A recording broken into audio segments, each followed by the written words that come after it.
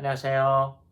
베드로에서 하나님 계신 영재 목사입니다. 4월 3일 토요일 오늘의 말씀 묵상 시간입니다. 오늘 우리에게 주신 말씀은 요한복음 11장입니다. 25절을 읽고 말씀을 나누겠습니다.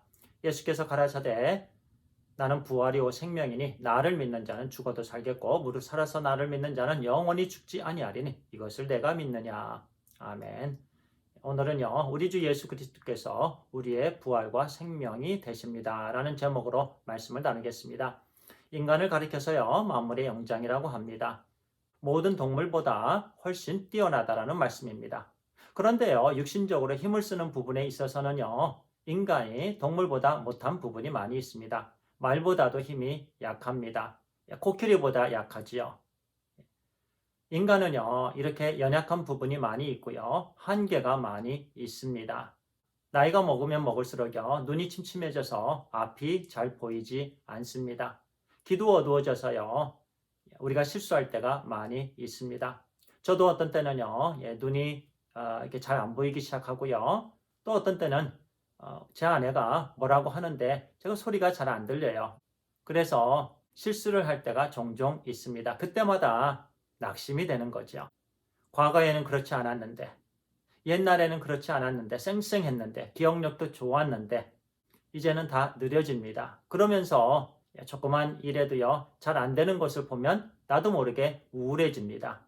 그러다가 어떤 질병에 걸리게 되면은요, 나도 모르게 크게 실망되고요, 그리고 우울증에까지 걸리게 됩니다. 이렇게 살다가 끝이 난다면은요, 우리 믿는 사람들은 정말 불쌍한 사람들입니다. 그래서 사도 바울은요, 만약 부활이 없다면 우리 믿는 크리스찬들이 가장 불쌍한 사람이다라고 말씀합니다. 바울은요, 그의 인생을 하나님께 드렸습니다. 그가 세상에서 가졌던 것들은 다 배설물로 여겼습니다. 매 순간순간 하나님만을 위해 살았습니다. 복음 전도를 위해 그는 매진했습니다. 만약에 인생이요, 그렇게 살다가 허무하게 이 땅에서 끝이라면은 사도 바울만큼 불쌍한 사람은 없을 것입니다. 얼마나 억울하고 얼마나 불쌍합니까? 하지만 염려할 필요 없습니다. 부활이 있기 때문에 그렇습니다. 예수 그리스도를 믿는 하나님의 자녀들은요, 예수 그리스도를 따라서 부활하기 때문에 그렇습니다. 우리 주 예수 그리스도께서 부활의 첫 열매가 되십니다. 우리가 이 땅에서 예수 그리스도 안에서 신자들의 부활이 오늘을 살게 하는 원동력이 됩니다. 아무리 오늘 하루 힘들어도요, 또 내일 환란이 닥쳐도요, 우리는 기쁘게 이 땅에서 삶을 살 수가 있습니다. 왜냐하면 부활의 영광이 우리에게 오기 때문에 그렇습니다. 우리가 예수 그리스도를 믿고 따르기 때문에 그렇습니다. 오늘 본문의 말씀을 보면은요, 한 가정에 세 사람이 있었는데 낙심과 절망에 빠진 인생들이었습니다. 우리 주님께서 그 가정을 무척 사랑하셨습니다. 나사로, 마르다, 마리아가 있는 가정이었습니다. 그들 중에 나사로가 큰 병에 걸렸습니다. 그 당시에 예수님께서는요, 먼 곳에 떨어져 계셨는데 그 자매들이요, 인편을 시켜서 오라버니 나사로가 큰 병에 걸렸다고 주님께 알립니다. 3절의 말씀을 보겠습니다.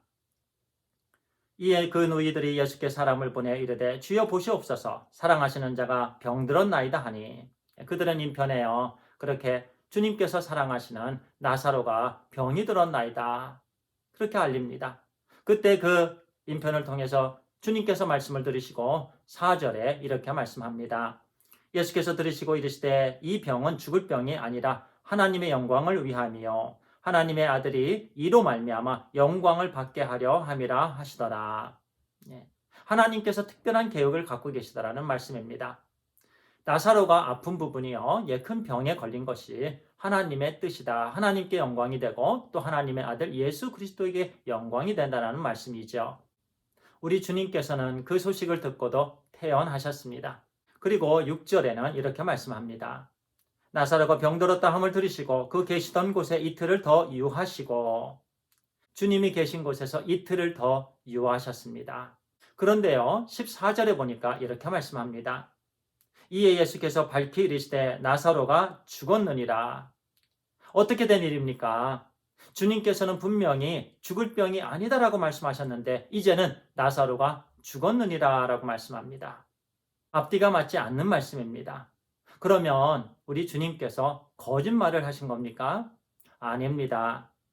우리 주님께서 특별히 나사로의 병을 통해서 그리고 나사로의 죽음을 통해서 우리 모두에게 주시고자 하시는 교훈의 말씀이 있습니다. 그 교훈의 말씀은요, 일반적으로 사람들은요, 육신이 죽으면 죽는다고 생각합니다. 그런데 주님께서 그것이 아니다라고 말씀해 주시는 거예요. 육신이 죽는다고 다 끝이 아니다라는 거예요. 이 세상에서의 죽음이 끝이 아니다라고 주님께서 우리에게 주시는 말씀입니다. 우리도요, 이 세상에 살면서 죽을 일들이 얼마나 많은지 몰라요. 따지고 보면 모든 일들이 죽을 일들입니다. 몸이 아파서 죽을 일이죠. 경제적인 타격을 받아서 죽을 일이죠. 특히 요즘같이 코로나 바이러스 때문에요. 경제적으로 큰 타격을 받고요. 물질적으로 어려움을 당할 때 죽을 일입니다. 자녀들의 문제 때문에 또 죽을 일이 있습니다. 우리는 이런저런 모양으로요. 환경의 어려움으로 인해서 매 순간 죽을 일이 있다라는 얘기예요. 그런데 오늘 본문의 말씀을 통해서 우리 주님께서 그것이 아니다라는 거예요. 우리에게는 죽을 일이 없다라는 말씀입니다. 아무리 이 세상이 우리에게 죽을 일이라고 얘기를 해도요. 십자가에서 죽으시고 부활하신 우리 주 예수 그리스도를 진심으로 주님과 구세주로 영접한 하나님의 자녀들은요. 결코 죽을 일이 없다라는 말씀입니다. 우리에게 부활의 영광이 있다라는 말씀을 주시는 거예요. 주님께서 43절과 44절에 이렇게 말씀하십니다. 이 말씀을 하시고 큰 소리로 나사로야 나오라 부르시니 죽은 자가 수족을 배로 동인 채로 나오는데 그 얼굴은 수건에 쌓였더라. 예수께서 이르시되 풀어놓아 다니게 하라 하시니라. 죽을 병이 아니다라는 말씀이 이루어졌습니다. 죽은 지 나흘이 되어서 부패하고 냄새나는 나사로가 다시 살아서 걸어다니는 존재가 되었습니다. 주님께서 그 사건을 통해서 우리 모두에게 주시는 말씀은 우리도 다시 산다라는 말씀입니다. 부활의 첫 열매가 되시는 우리 주님을 따라서 우리 모두가 부활의 영광에 이르게 된다라는 말씀입니다. 형제 자매님들 삶에 지금 어떤 문제가 있습니까? 그 어떤 문제가 그렇게 심각합니까? 주님께 맡겨드리시기 바랍니다. 주님 의지하시기 바랍니다. 주님만 믿고 따르시기 바랍니다. 이 땅에 살면서 주님 안에서 우리에게는요, 더 이상 죽을 일이 없습니다. 죽을 병도 없습니다. 이미 우리는 주님 안에서 영생을 살아가고 있습니다. 요한복음 11장 25절, 조금 아까 읽었던 본문의 말씀을 다시 읽겠습니다. 예수께서 가라사대 나는 부활이요 생명이니 나를 믿는 자는 죽어도 살겠고 무릇 살아서 나를 믿는 자는 영원히 죽지 아니하리니 이것을 내가 믿느냐. 기도하겠습니다. 아버지 하나님 감사합니다. 믿습니다.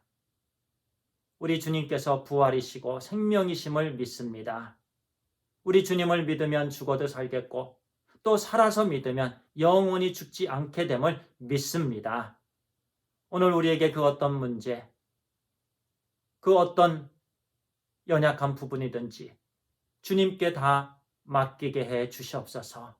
주님께서 반드시 승리를 주시고 우리에게 부활의 영광에 참여하게 해 주심을 믿습니다. 오늘도 내일도 부활신앙 안에서 우리 주님만을 온전히 믿고 따라가게 해 주시고 역동적인 삶, 우리 하나님께서 기뻐하시고 영광 받으시는 그런 삶을 살게 해 주시옵소서. 우리 주 예수 그리스도의 이름으로 기도를 드리옵나이다. 아멘. 감사합니다.